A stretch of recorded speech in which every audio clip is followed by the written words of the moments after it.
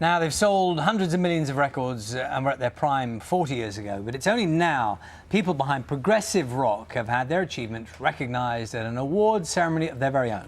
The genre was at its peak in the 1970s and was led by the likes of Genesis and the Moody Blues. Our arts correspondent David Sillito went to the first ever Prog Rock Awards.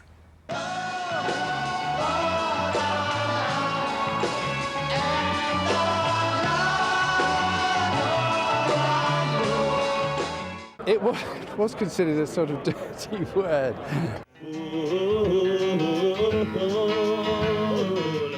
It might be embarrassing, it might be too intellectual for some, but it will always be there. It's about time that these people got honoured. Once upon a time, these men ruled. Their hair was long, their songs were even longer. Their music was prog, progressive rock. My name is Rick Wakeman. I'm apparently quite old, otherwise I wouldn't have been invited here today. Rick Wakeman, 70s keyboard wizard, sold around 50 million albums and did concerts like this. I did King Arthur on ice. Brilliant. I loved that, and I'd do it again tomorrow if I could. It's great fun. I built a big castle in the middle of the ice rink at Wembley.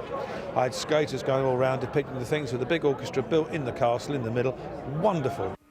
It was music that went from pop to rock to jazz to outer space, and then the outer reaches of terminally uncool.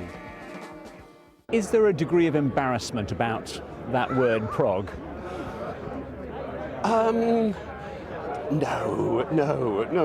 You're the only person to bring that up tonight. Would you think so? What do you think? However, the Moody Blues, who began in 1964, are still going, still selling out the O2. We're offered more work now than we ever were when we were kids. Prog has survived. Younger bands sell straight to fans, and the originals haven't been forgotten.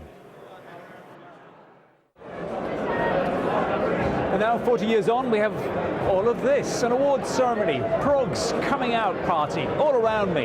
Yes, Genesis, Van de Graaff Generators even got their own table. These guys have sold millions and millions of albums around the world, entertained millions of fans, you know, and by and large, the mainstream media have kind of just happily overlooked that fact. For as long as I've been making records, ever since I was 21, I've been asked to account for myself and defend myself. It's just part of the English approach, it's part of being British. But whatever you think, it is ours. The Americans gave us jazz, they gave the world jazz, we gave the world progressive rock. So after years of scorn, the music that mixes Chuck Berry to Bach and adds hobbits and long twiddly bits in 7/8 time, there is a new pride. They are proud to be prog. David Sillito, BBC News.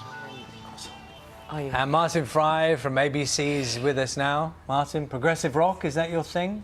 Yeah, Genesis. Yes, I was more a soul boy. I was more a kind of Motown, Atlantic, soul stacks kind of guy. But much respect to the progressive scene, yeah.